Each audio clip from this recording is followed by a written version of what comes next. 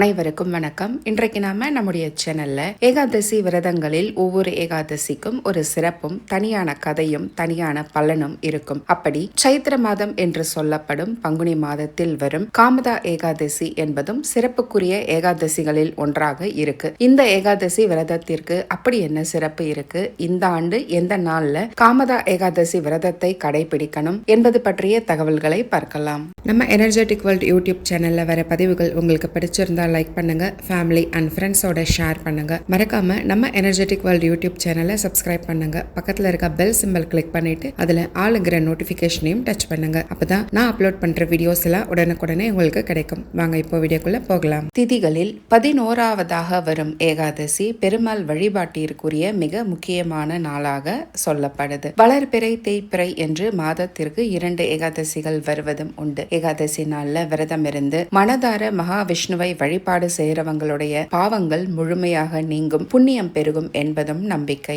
ஏகாதசி விரதம் இருப்பதற்கு என்று தனியான விரத முறைகள் இருக்கு. இதை முதல்ல நாம தெரிஞ்சுக்கிட்டு சரியான முறையில் ஏகாதசி விரதத்தை தொடர்ந்து கடைபிடித்தாலே வைகுண்ட பதவி என்பது நிச்சயமாக நமக்கு கிடைக்கும். பலர் ஒரு சில குறிப்பிட்ட ஏகாதசிகளில் மட்டும் விரதம் இருப்பதை வழக்கமாக வச்சிருப்பாங்க. ஆனா ஏகாதசி விரதத்தை தொடர்ந்து 12 ஆண்டுகள் அல்லது வாழ்நாள் முழுவதும் கடைபிடிப்பதுதான் சிறந்தது. அப்படி முடியாதவங்க ஒரு வருடத்தில் வரும் 24 ஏகாதசிகளில் விரதம் இருக்கலாம். அதுவும் முடியாதவங்க ஒரு வருடத்தில் வரும் 12 ஏகாதசிகளில் மட்டுமாவது விரதம் இருக்கலாம். ஒரு வருடத்தில் வரும் 24 அல்லது 25 ஏகாதசிகளுக்கும் தனித்தனியான பெயரும் அதற்கான ஒரு தனியான சிறப்பும் உண்டு. அந்த வகையில் மார்ச் மாதத்தில் முதலில் வந்த ஏகாதசிக்கு பாப மோசனி ஏகாதசின்னு பேரு. இது எல்லா விதமான பாவங்களையும் போக்கக்கூடியது. அதே மாதிரி மார்ச் மாதத்தில் 2ஆவதாக வரும் ஏகாதசிக்கு காமதா ஏகாதசின்னு பேரு. காமதா என்ற சொல்லுக்கு ஆசைகளை நிறைவேற்றுவதுன்னு அர்த்தம். காமதா ஏகாதசி விரதத்தை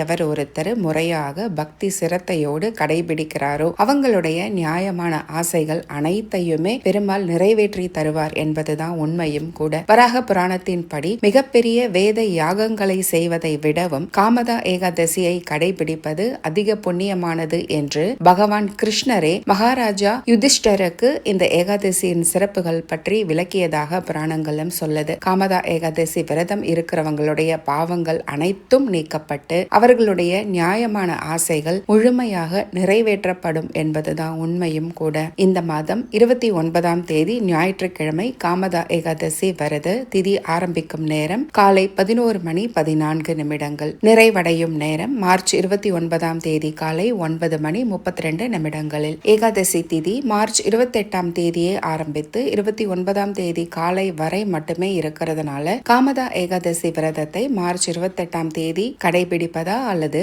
29ஆம் தேதி கடைபிடிப்பதா என்ற குழப்பம் ஏற்படலாம். சூரிய உதய நேரத்தில் ஏகாதசி திதி இருக்கும் நாளையே நாம ஏகாதசி விரத நாளாக கணக்கில் எடுக்கணும். அதனால 29ஆம் தேதியை ஏகாதசி நாளாக கணக்கில் எடுத்துக்கிட்டு விரதம் கடைபிடிக்கணும். விரதம் இருக்கும் நாளில் அதிகாலையில் எழுந்து குளித்துவிட்டு மஞ்சள் நிற ஆடைகளை அணிந்து கொண்டு விரதத்தை ஆரம்பிக்கலாம். வீட்டுல பூஜை செய்யும் இடத்தை கங்கை நீர் அல்லது புனித தீர்த்தம் இருந்தா அதை வச்சு சுத்தம் செய்து அதில் ஒரு பீடம் அமைத்து பெருமாளின் படத்தை வைக்கணும். பெருமாளின் படத்திற்கு அழகிய வாசனை மலர்களால் அலங்காரம் செய்து மஞ்சள் வஸ்திரம் அணிவித்து தீபதூப ஆராதனை காட்டணும். நெய் தீபம் ஏற்றி வைத்து நைவேத்தியம் வைத்து பெருமாளுக்குரிய மந்திரங்களை சொல்லி வழிபடணும். நாள் முழுவதும் உபவாசமாக இருந்து விரதத்தை தொடர்வதோடு பெருமாளின் மந்திரங்களை மனதிற்குள் உச்சரித்தபடியே இருப்பது மட்டுமே நல்லது. மறுநாள் காலையில் துவாதசியில் பாரணை செய்யும் நேரத்தில் விரதத்தை நிறைவும் செய்யலாம் என்ற தகவலோடு இந்த பதிவையும் நிறைவும் செய்கிறேன்.